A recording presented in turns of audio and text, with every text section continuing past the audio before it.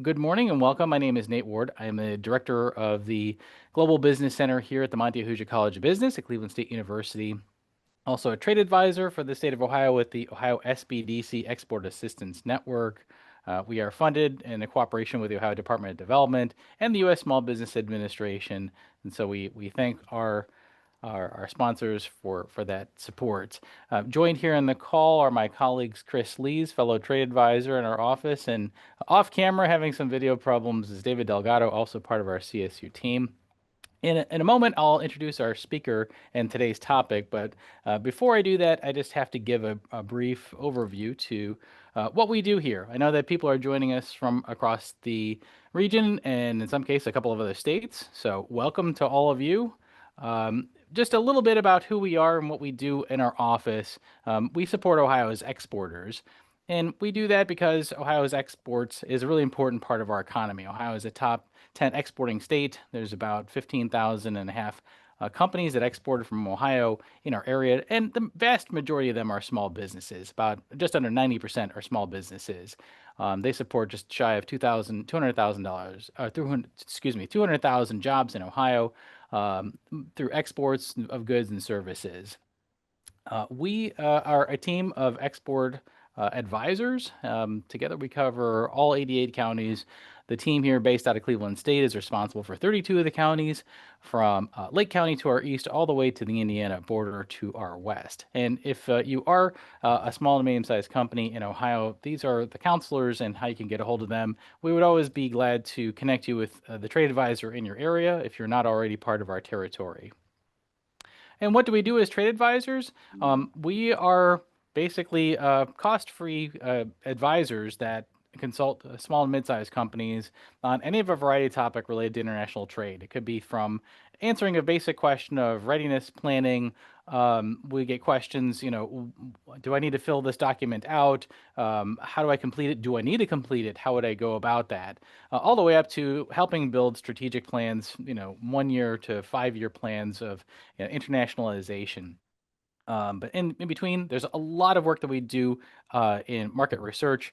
Our center is lucky enough to have a variety of paid-for database access, everything from looking at tariffs and the harmonized tariff code system and what tariff applies to which products, going to which country, from which country, to market research databases on goods, services, products of all different kinds. And so a lot of the energy that we put forward to our clients is helping them understand international trade, making sure that they're better informed, and we have a variety of resources to be able to do that. So this is the list of a couple of things that we do, and our center is encouraged to work with companies, to spend as much time with them as possible, helping them understand and making good decisions when it comes to their global trade. Who are our clients? Well, they're usually established businesses. Many of them are family owned. They are generally between 20 and 120 employees. By our statute with the SBA, medium-sized companies can go up to 500, some cases 1,000 employees, depending on what your industry is. But we could work with companies that are single owner-operated, export-import people, all the way up to mid-sized manufacturers. We're encouraged to have long-term relationships. Many of our companies we've known for many years, a couple of whom I could say have known for more than 10 years, and we're happy to have those long-term relationships. And by and large, our companies are manufacturers. There's nothing against service providers. I can tell you we've helped out lawyers, cleaning companies, a security firm, consultants, things like that. But by and large, most of our companies are those that make something that have a physical, tangible good, and that usually comes with the greatest lift in terms of the complexity of how international trade works. So we deal with a lot of manufacturers. I've already described what we do as the Export Assistance Network as consultants, but we are also gateways into many of the state programs aimed at international trade. Just to recap, many of you know these programs, but if you're not familiar with them, let me just remind you that there are programs designed to help grow the opportunities for Ohio's companies, grow their bandwidth, and to grow their financial the financial flexibility to make international trade easier. So let me just briefly go over those. So the first one is our National Market Support Program. This is run through the Ohio Department of Development. We have overseas contractors that cover, actually it's greater than 125 countries. So what this means is that your company, if you have an interest to pursue a lead in a foreign market, or you're looking to grow the number of leads you have in foreign markets for agents, distributors, or other types of customers, you can open up a project with us and we can connect you with our in-market contractor who will do that due diligence for you, the research, and make introductions. In some cases, interpretation can be offered to make those introductions.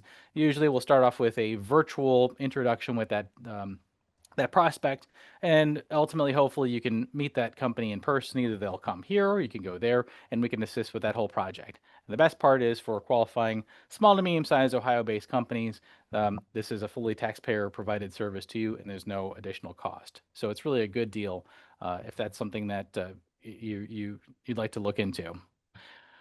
The next one is image grant. So the state of Ohio is the grant administrator for the State Trade Expansion Program, otherwise called the STEP grant, which is funded through the U.S. Small Business Administration. In Ohio, we call it the image grant, and you can receive up to $10,000 back on a 50% basis of your expenses related to international business development. This could include, for example, going to a foreign trade show, going to visit a client, let's say that you were introduced to through the IMS service. So some of the travel costs could be deferred or paid back under the image grant. This has been a very popular grant for companies for obvious reasons. We're just basically refunding you some of the monies to incentivize you to invest in international trade. But that is still something that is funded. The application for that is still open, and we are still accepting applications for companies seeking to get reimbursements under image. There is also an export training grant. So this is something that's adjacent to the image grant, but a company can receive up to $5,000 on approved export training courses, including our own at CSU, our Global Target Program, which we just wrapped up our 20th anniversary of it. But for companies that are perhaps looking to engage us in this program, it begins in the fall. There's also a similar program run out of Toledo. I'm involved in that program too. It's called Export Success. It's kind of like a Global Target Lite.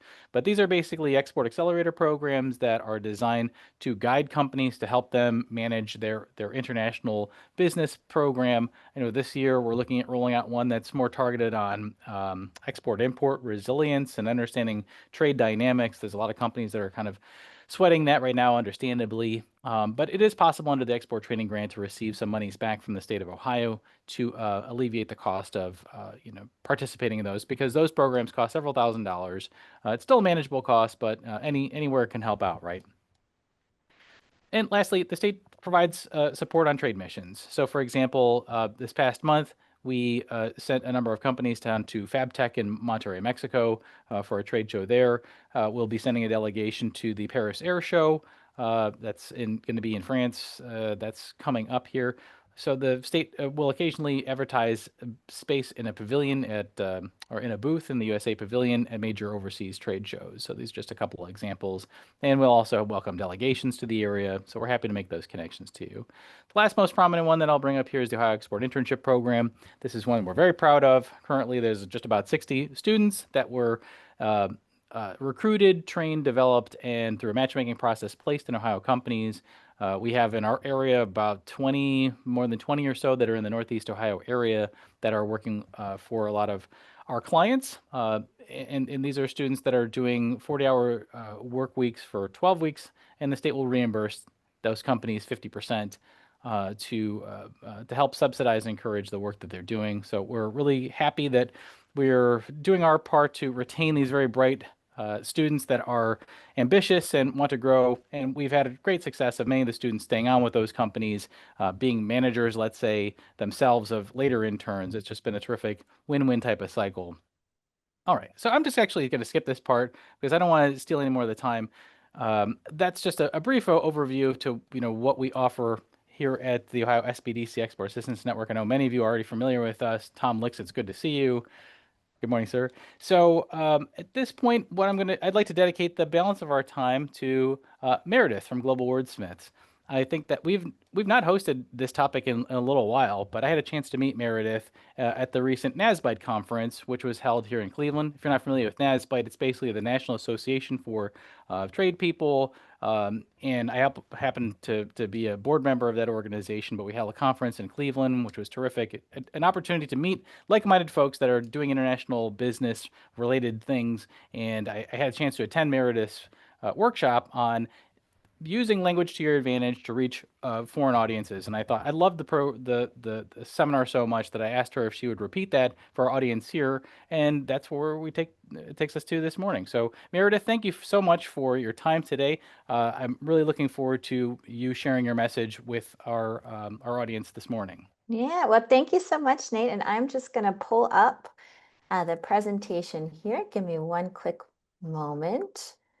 I've got the chat pulled up. Can I get a thumbs up if you all can see this okay? Yeah, All we're good. right, we're good. Well, thank you again, Nate, Chris, David, and the team for inviting me to be here. I'm here to talk about the happiest product on earth. So lessons in localization and global relationship building. That's me, Meredith Getachew. I am the Senior Director of Sales at Global Wordsmiths. We are a language service provider headquartered in Pittsburgh, Pennsylvania, but we operate all around the globe. So I always like to start my presentations with a story. And once upon a time, I took my family to Disney. Now, one of the things to keep in mind when it comes to family vacations, I am a huge cheapskate. All right. I will spend a solid 20 hours of research so I could save $100. I knew that Disney was going to be expensive. Did I particularly want to go to Disney? No, but I have a 9-year-old, and sometimes we sacrifice for those that we love. So the idea was this. We were going to go, we were going to leave at 5 o'clock in the morning on Budget Air USA. We're going to have our backpacks because I refuse to pay for bags. We've got 48 hours. We're going to do the Disney thing. We're going to hop back on the plane and we're going to come home. So day arrives, we get to the park and we get there right around this thing called rope drop is happening.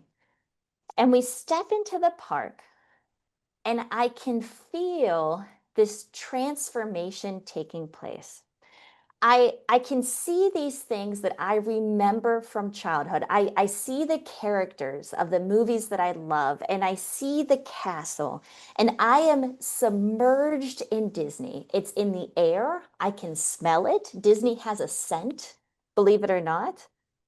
And the most exciting part is I look over to the 9-year-old and I can see the same transformation taking place in her. I can see the excitement in her eyes. And I have a clip here from the Kelly family from TikTok that kind of shows how I changed, right? So I am just submerged in Disney. I'm going around. Disney knew what I wanted. I was totally fine standing in that hot Florida sun so that I could ride that 5-minute boat ride because I was in the place that I knew and loved. I was happy, right? Anytime I went to eat, I could order anything that I wanted in 12 different languages. Disney understood what I wanted. Disney understood my values, and Disney understood me. And as those precious 48 hours came to a close, and we are wheeling the 3 suitcases that we purchased back into the living room, and we're opening them up, and I'm looking at the souvenirs and the tchotchkes, and I'm thinking to myself, what happened, right? And this picture is when we first saw the Yeti, and it is also the photo of what my face looked like when I opened that credit card statement a couple weeks later. So that's my daughter in the back, that's me in the front. So what I'm here to explain today inspired the research of what I'm going to present to you on. So here's what we're going to talk about. We are going to talk about understanding the importance of cultural values. We're going to talk about why language matters, localizations, cultural considerations, how to prepare digital and print materials, and lastly, strengthening relationship building. So how was I, as a buyer, duped into spending way more money than I had budgeted for? Let's talk a little bit about values when it comes to the buying process. So back in the 60s or 70s, There was this guy by the name of Gert, or Dr. Hofstede. And Gert was a Dutch scientist at IBM, which arguably was the international company at the time.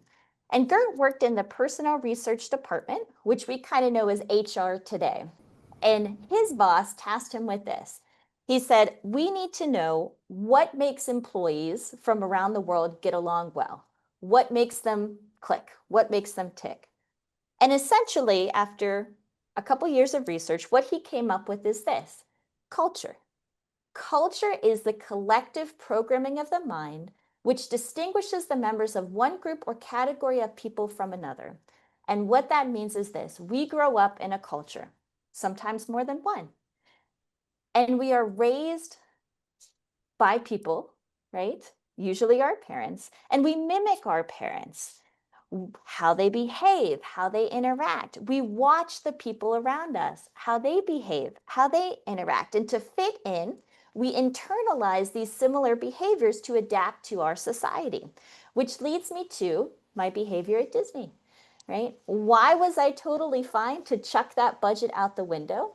Because if you think about it, when you are there, if you ever have, the privilege to go to the park, nobody is making the day-to-day consumer decisions that you typically see, right? Nobody is trying to say, do I want to spend $20 on this goofy hot dog, or do I want to spend $15 on these Minnie Mouse nachos? So you're not seeing that day-to-day piece. What you're seeing is that everybody, besides, the erratic toddler or two, is pretty happy. And everybody is experiencing the exact same thing. So it's very, very hard to feel stressed or sad or bored when you are surrounded by happy Disney lovers. Let's talk a little bit more about culture. So Hofstede created this model of culture, and at the core is our value system. This is how we look at the world, how we perceive, how we evaluate, how we judge. So our values: what's right or wrong, what's good or bad, what's dangerous or safe. Are we open to taking risks as a society, or are we hesitant? Do we operate in a collective, or do we operate in a hierarchy? And next up is our rituals. So this is closer to our heart on an individual level. These are reflective of our cultural value systems. How do we interact with each other? What do we do as a society in certain situations? How are we supposed to act? And next is our heroes. These are people that we identify who are going to represent our cultural values. And sometimes they're politicians, sometimes they're athletes, sometimes they're actors, dare I say Disney characters. And lastly, there are symbols. So symbols are the outward expression of our value system. It's what we eat: American food, Vietnamese food, American Vietnamese food. It's the way we dress. It's the way we appreciate art. And there is one thing that combines this entire value system together: language. So I want you now to think of the value system as an iceberg. What sits at the very top, most surface level? Language. If we cannot understand someone, or we insist that they communicate in our native language, what do you think happens to understanding someone's values? Well, what do you think happens to the buying process? If I walked into Disney and everyone was speaking a language that I couldn't understand, I would not have had the same experience. And this is why Disney hires cast members from all around the world to work in their parks.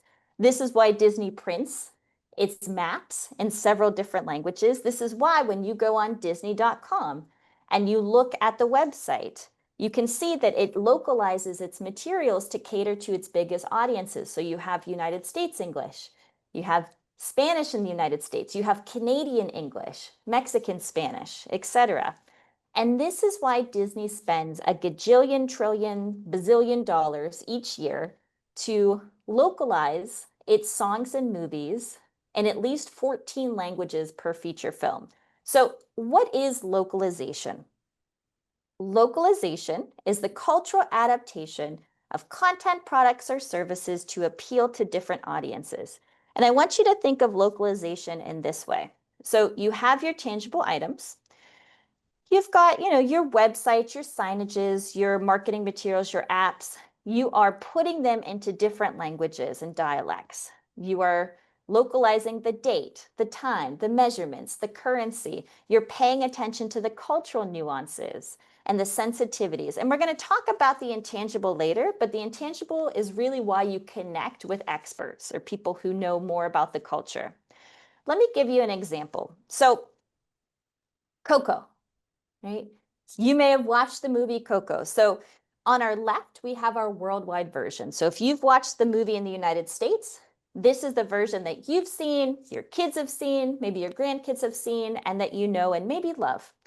Now, if you look on the right, we have the Brazilian version. And even if you don't read Portuguese, you can tell right away the colors are different, the imagery is different, and the title is different. So the movie Coco is about Coco, right? Coco's the main character. They sing a song about Coco. It's very cute. But in Brazil, in Portuguese, coco means coconut, which if you think about it, like, oh, okay, that's kind of cool, right? We're going to sing a song about coconut. That's super cute.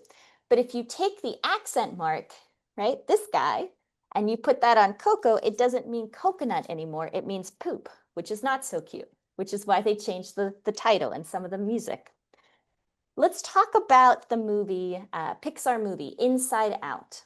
So director Pete Docter, he wanted to create this complicated film about emotions. And he wanted it to be understood not just domestically in the United States, but with international audience as well. So there's a scene in the movie when Riley's the main character, this is about her emotions. Riley's dad is feeding her broccoli and she shuns it. And the assumption here is American kids, ooh, right? Not a fan of broccoli. But when Pixar went to recreate the same scene in Japan, it didn't work. Why? Because apparently Japanese kids love broccoli. So Pixar had to recreate the scene, and what they chose was to use green peppers for the Japanese audience. Now, I want you to think of the same scene. What would happen if Pixar had created the American scene, but they used green peppers initially instead of broccoli? Now, I don't know about you, but I don't think that American kids are super into green peppers either. So what would happen if they used them? And to do that, they would need to have thought of this idea called internationalization, or the neutral adaptation for both cultures. So what is internationalization? Internationalization is a marketing strategy. And basically what it does is it makes products and services adaptable to different markets. The goal here is to be as culturally neutral as possible. Why? Because it saves money. Let's talk about that. So a couple months ago, took the family on another vacation. We went to IKEA, right? And we picked out a dresser. And as we're bringing the dresser home, and we're cursing each other that we just purchased the dresser that we now have to assemble and spend several hours trying to figure out, I open the assembly instructions and I see this. And IKEA is a very good example of internationalization because IKEA sells, and at this point, in probably about at least 50 different markets. And in those 50 different markets, they need to localize their materials in about 32 different languages. If all of their assembly instructions had words and text in them, right, that would be incredibly expensive. Not only incredibly expensive to produce, right? Think about every time they need a new product, they need to translate, they need to localize, but it's also very expensive to manage and to maintain. So what they do is they use pictures. But could IKEA, right, use this same happy blob guy in sales and marketing? How appealing it is, how appealing is it to buy a dresser from this guy? And that's what leads us to how to create content for multilingual audiences. So there's 5 steps for this.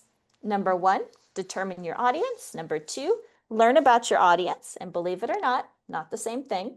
3, creating those multilingual friendly designs. 4, translating and localizing the content. And 5, testing and quality assurance. So first step, determining your audience. And believe it or not, these first 2 steps are the hardest. There are so many intricacies right now. There are so many moving pieces. Most of your time is going to be dedicated not to translating and localizing your materials, but to actually doing these first 2 pieces. The good news, though, is that you have Nate, you have Chris, you have David, and the whole team in Ohio SBD CEAN at Cleveland State to be able to help you. And you saw Nate's presentation, a lot of those pieces, they're able to guide you on. So what do you sell, right? What's your audience? You need to determine what you're going to export. So even in sales, if you are given a book of widgets, what widget will sell in which country? You're determining your target audience. You're thinking about how and what your competitors are selling. And I leave this note at the bottom here because it's very important. And I'm going to read it to you. And that is, unless you are selling in a native English speaking country and or your products are specifically in finance, you need to create content for multilingual audiences. Why? Because language still leads to the heart of the value system. Why else? Because your global competitors are localizing their materials. Let's talk a little bit about Canada, right? So a lot of folks in exporting, particularly from Ohio, when they export their products, they're going to go right next door. Research shows that people want to consume content in their native language. The latest census that they did in Canada has over 22% of people that speak French as their native language. So that is one in about every 5 people that you sell to that does not want to receive your materials in English. They do not want to be sold to in English. They want to be sold to in French. So that's something to keep in mind. Number 2, learning about your audience. So let's say you did your research or you got invited to a trade show and you're determined you're going to sell in the UAE, you're going to sell it in Vietnam. So typically in sales, what we do at this point is we create buyer personas. And in this day and age, we use a lot of AI assisted tools and we can create 100 plus different personas, but there's a catch. So AI can give you a list of heroes and rituals and symbols, but because humans still sell to humans, right, this falls short. AI as a machine does not understand values. Let me give you an example. So I pulled a couple different B2B buyer personas from 2 very different countries on the opposite side of the globe. And I asked them to give me what is the values, right, of these buyer personas. So let's look at country A. Country A values trust and clear communication. Country B also values trust and clear communication. Country A prioritizes suppliers with a proven track record, quality, reliability. Country B also prioritizes suppliers with a proven track record, robust quality control, etc. Now, I want you to write in the chat. I can keep going here, but essentially you get the gist. These are not particularly good. So I want you to write in the chat, who do you think is country A, right? If you had to guess which country, you've got about, like 1 in 195 or 197% chance of getting it right. Who do you think is country A? What country do you believe has these values and motivation for buying?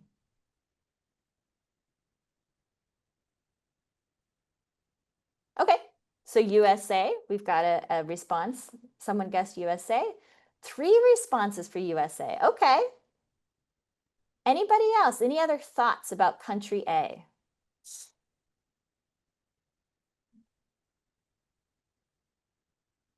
All right, we've got Germany. Now let me ask you this. Who do you think is country B? What's your guess? What would you say country B might be?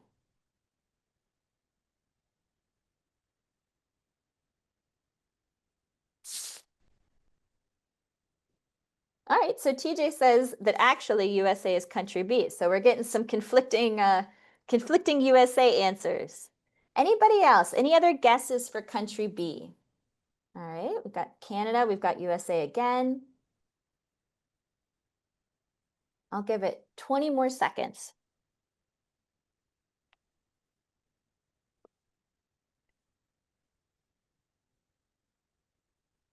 All right. Country A is the United States and country B is Iran. So how can you create a go-to market strategy when AI is going to tell you that each country generally has the same values? And this is shameless plug time. That's why at Global Wordsmiths, we have a whole department that does this stuff. So we guide people through the process, whether it is through the discovery process or whether it's through translation and localization.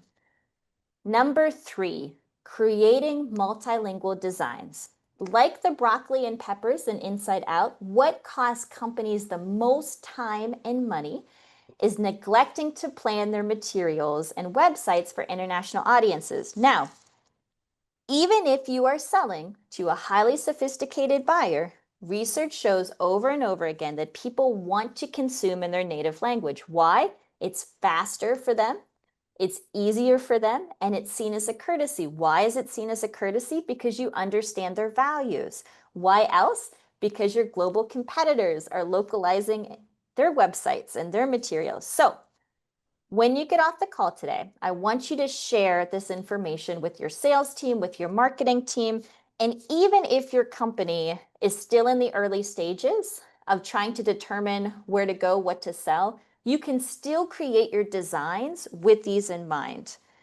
So first things up, using flexible design for text expansion. So different languages require more or fewer characters. Think about a language like Spanish. That's about 1.5 times more words to say something similar in English. When you get into Asian languages, you're talking 4 or 5 times more words. That's words. That's not even characters. So your text needs to be able to accommodate for that. You also want to ensure that your layout can handle left to right and right to left. So when I say left to right, that's English, Spanish, French, etc. However, new emerging markets right now are right to left. That's Arabic, Hebrew, etc. Other things to think about is you want to use clear and accessible visuals. So things that are universally recognized and culturally neutral. When you go to the airport, right? You always see that exclamation mark inside of a triangle. You know the universal symbol for Wi-Fi. You know the universal symbol for cell reception. There's lots of things that we use on a day-to-day basis that are universally recognized that we don't even realize. So incorporating those into your materials is key. For any sort of complex ideas or products, you want to use infographics, icons, videos.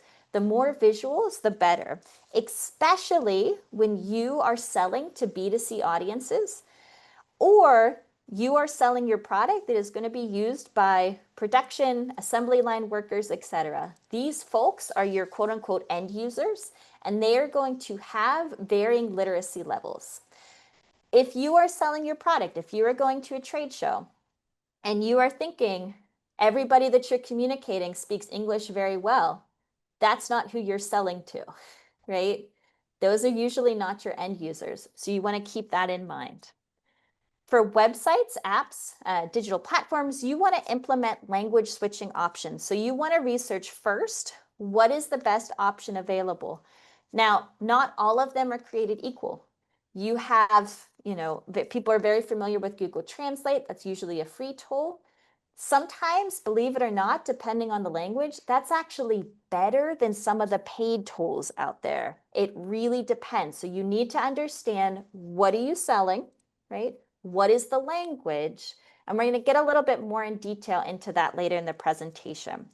You also want to make sure that that language toggle is accessible. So sometimes people will put it in, the far bottom of the website. You don't want to do that. You want that front and center, or you want that in the top. Another thing is you want to focus on optimizing for mobile and digital platforms. So think about outside of the United States and Canada, most international audiences access content first on their phones.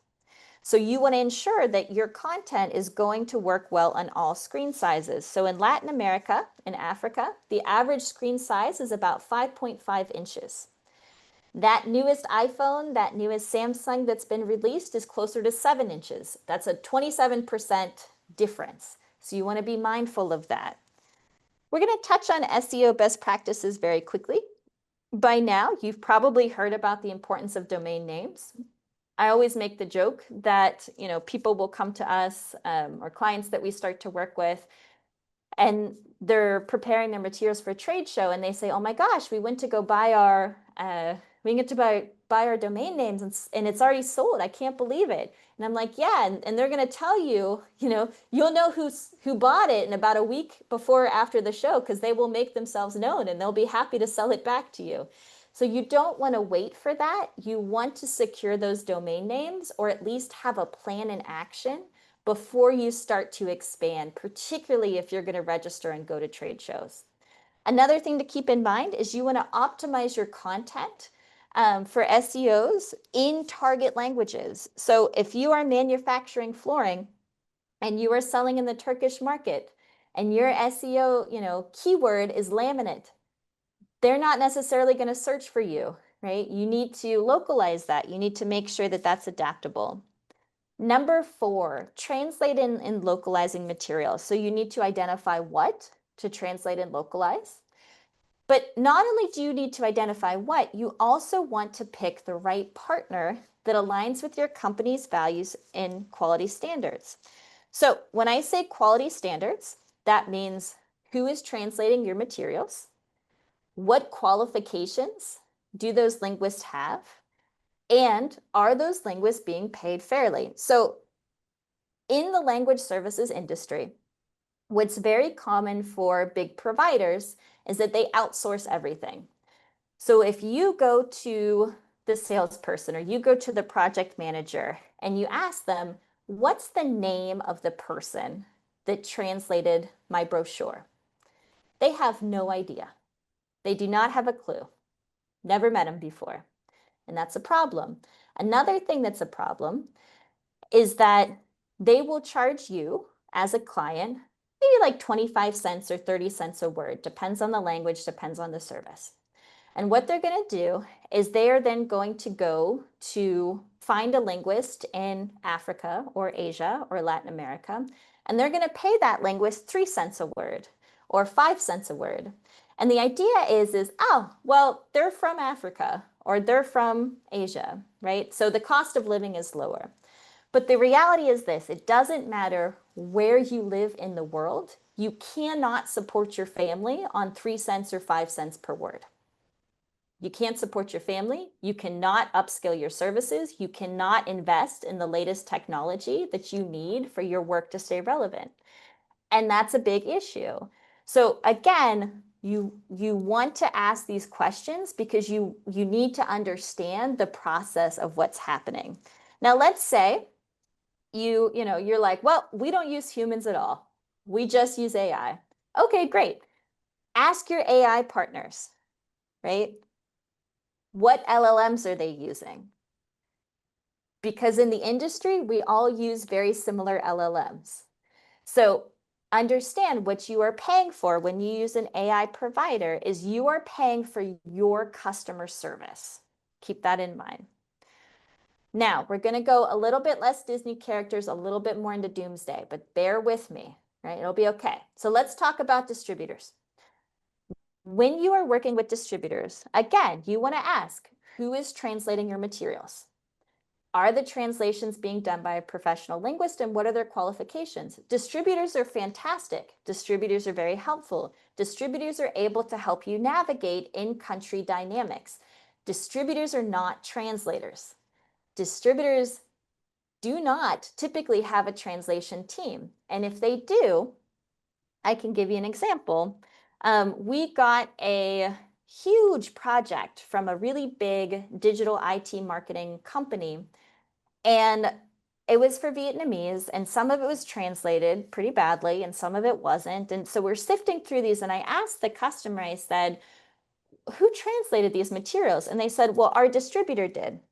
And it turns out that the distributor's translation department was his brother's son, a cousin who recently graduated from school with an engineering degree and needed to pick up some extra work, right? That's who's translating your materials. Another thing is you want to ask your distributors, how are they going to ensure consistent terminology? What is the language systems that they're using? A couple years ago, I went to a huge trade show in the Middle East, and I went to a American booth, and I was looking at their brochures, and I can read and write Arabic. So I'm looking at their brochures, And they looked gorgeous, but I'm reading them and I'm going, wait a second. And this one, you say that your product name is Harry. And on this one, you say that your product name is Sari. And this one, you say that your product name is, Joe. What is your product name? And he's like, oh, uh, we gave those to our distributors to translate. And I was like, yes, I can tell. Everybody, we can tell. So again, you want consistency throughout your documents, particularly on your products' names. And the last one is who owns your translations. So if you ever decide to break up with your distributor, or if you ever decide that, you get big enough, you want to open your own operations in country and set up your own shop, well, who owns those translations? Is it you? Is it the distributor? Is it the company that the distributor outsourced to?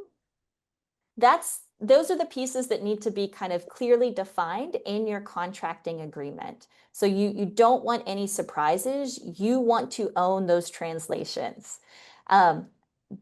This, last piece, I'll read it. Does your company feel comfortable giving its most valuable marketing asset to someone outside where there will be little to no control? It's a trick question. Nobody has yet to answer yes, but we do it all the time. Let's talk about AI. So AI translates words. AI translates words very well, but AI is a machine. And as a machine, it lacks cultural understanding. And because it doesn't understand values, it has a really hard time conveying emotion. And so what happens is that sometimes when you go to translate, things can come off as sounding inappropriate or weird or unnatural. We work with the multiple government agencies, and one of the local government agencies we work with, they run a homeless shelter that's seasonal. And they had a flyer to advertise the shelter, and it was super simple. It was like 10 words, right? There was nothing complex about this flyer. And they took the flyer, they ran it through Google Translate, and what it said in Spanish was, "Come out of the cold, we welcome you to our homeless hut." Now, as humans, we know homeless hut and homeless shelter are not the same thing. They don't have the same connotation. But in the world of AI, it's fine. Grammatically, it's correct, right? Punctuation was correct. Everything was correct. But obviously, it wasn't. Another thing that AI has a hard time with is any sort of creativity, or we call this transcreation. So when it comes to branding, marketing, because it doesn't have emotion, right? It lacks that ability to do emotional storytelling like a human linguist can. And lastly, languages with limited data. So believe it or not, some of those hot new emerging markets uh, are actually languages that have limited data. Vietnamese, Hindi, those are two very big ones. And basically, when you have fewer available data sets, your systems are not trained as well. When your systems are not trained as well, the accuracy is lower, and that becomes a problem. Let me give you an example. So I ordered an ice pack off the internet, and I wanted to look at this ice pack. I'm like, all right, can I put this thing in the microwave, or is it going to blow up on me, or like what am I going to do with this? Is it just a cold ice pack, etc.? So I open the product sheet that came with it. Tiny little thing, right? Very tiny. And I'm reading this, and I can tell right away that this is translated by AI. So if you look at it, it says the ice pack is comfortably suitable for soothe sore muscles. And my brain goes, well, wait a second. Wait, what? Okay. It contains gel beads of massage, the ice pack with breathable, like, wait, okay, that's not right. And then I get down and says, Physica therapist. I'm like, nah, that's a spelling typo. And I'm still trying to figure out, can I put this thing in the microwave or not? And then I get to the bottom, it says, use cold to relieve all kinds of pains, aches, swelling, bruises, and related discomforts. Use warm to relive chronic injuries. I'm like, wait a second, that is not what I want to do with this ice pack, right? That's not what we're going for here. And so I use this as an example because literally this came in my mail a week ago, but this is what your clients see when it's not translated correctly. A lot of folks ask me, what does it look like? And if you're not bilingual, you may not be able to pick up as well as folks who are bilingual. So if you just speak English, this is a great example of what it looks like when it doesn't go well. Now let's talk about localization priority. So determining what to translate. And this is where things get a little bit challenging. And the reason why is because when you get beyond the high localization priority, things start to fluctuate all over the place. So let's talk about high localization priority force. So marketing materials, your website, your app, your UI, regulatory, safety labels, legal disclaimers, documentation. Those are the things that are very important, right? You want to use a human to be able to help with that. And you want to review 100% of what you are creating with that human. Now, when we get to medium, it starts to change because in based on kind of everybody that sells all the different things. So we have folks here, who are more in manufacturing. We have some folks who are more in services. We have folks, there's no kind of right or wrong answer because at that point it starts to deviate based on regulations of your product. What are you selling? What is the language and the market that you're selling to? So these start to get very general, very broad. And this is where we would be able to help you kind of tailor into this. So again, you've got operating and maintenance documentation, human translation, but then QA, quality assurance, you're looking at maybe a 50 to 70% review. Training and customer support, human translation, or maybe AI with human editing. Technical documentation, again, what is your product? For certain products, you definitely want human translation. For others, maybe you just need AI, right? What does that look like? It depends on the product and the industry. And then you get to low localization. So these are your customer satisfaction tools. This one is important, recruitment and employee onboarding. So if you're in manufacturing in Ohio, I am 99.9% sure that you have at least one person on your team that is not fluent in English, right? So to be able to support your services, that's something that you might need to look into. And then again, social media. If social media is a huge marketing component, you might not want to use AI for social media, but it really just depends on what you're servicing. So a lot of times where it happens is that people will either go all out and they'll put together this huge strategy and this huge focus, or they will do nothing, right? The best kind of key ingredient to get started is in between. So here's a couple effective solutions that you can start to implement now that are going to be cost effective. So the first step is trade show materials. Unless you are going to a trade show in the United Kingdom or even Canada, you never want to show up with your materials in just English. That is your digital materials as well as your print materials, because your prospective customers, they think that's lazy. They think that's unprepared and unprofessional. And if you think about it, even just like a general brochure costs anywhere between $100 to $350 to localize. It depends on, the language, it depends on the service, but it's not that much. And you don't want to use AI on these because, again, think about when you find an error. You find one and you're like, oh, ha, I caught that. You start to find another one and then you lose trust in what you're reading.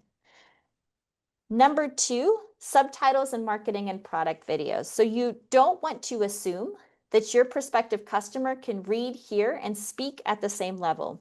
The reality is that a lot of people who learn English overseas, they're learning academic English. So their reading and their writing is typically stronger than their hearing and speaking.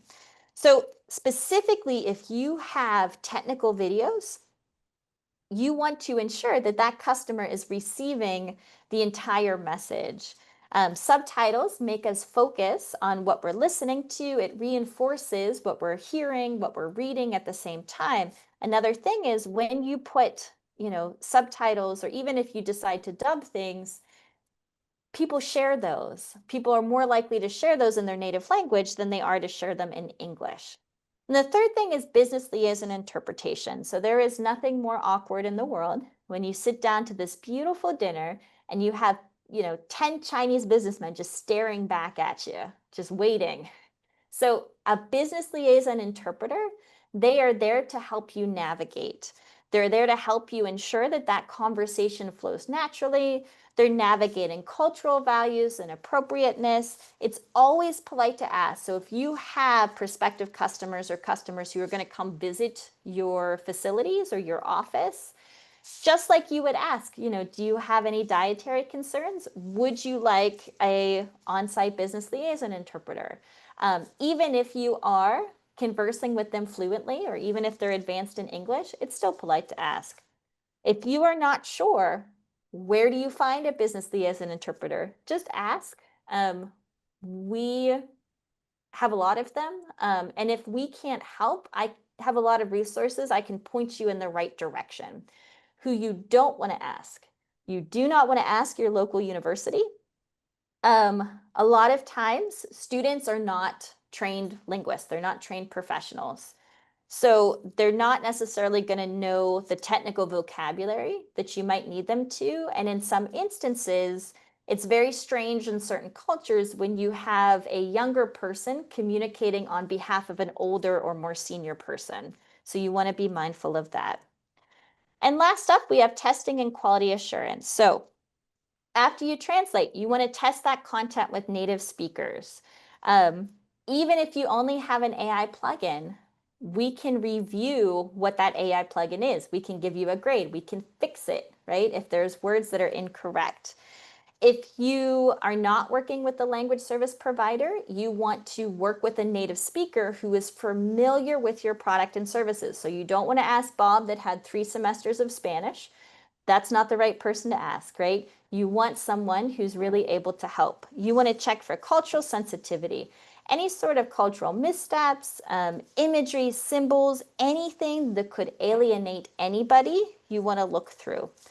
Let me give you one last example. So we had a Midwest-based soup company come to us, and they wanted to localize their soup label. They were going to sell into South Korea, and the soup was Mama's Meatballs. And the idea was they just needed to get through the regulatory compliance with the soup can, translating a soup can label. There's not a lot of words there. It's a pretty simple project. And it'll cost about, I think we charged them like $50 or something like that. Somebody somewhere decided that they were going to use a red soup can label. Now, they did their research ahead of time, which is good. I don't know who they asked, but essentially in some cultures, red, right, is not considered very good luck. It's bad luck. So what sold well in the United States with Mama Meatballs is this bright red label. But somebody asked, maybe they asked ChatGPT, I don't know. And they said, well, actually in Korea, red is not a negative connotation. It doesn't mean bad luck. It's okay to use. And our Korean linguist was looking at it because we had to send her the original label and we sent her, what she was going to translate. And she said, I think we need to meet with them. So we called a meeting.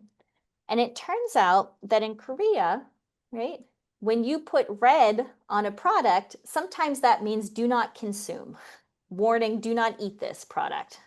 So they were going to send and ship hundreds of soup cans across the continent, of which people probably would not eat, right? Not a great marketing campaign there.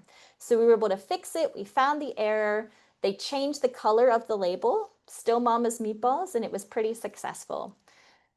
So we talked a lot today about values. We talked a lot about culture. We talked about language. And before we go into the Q&A, I want to leave you with one last thought.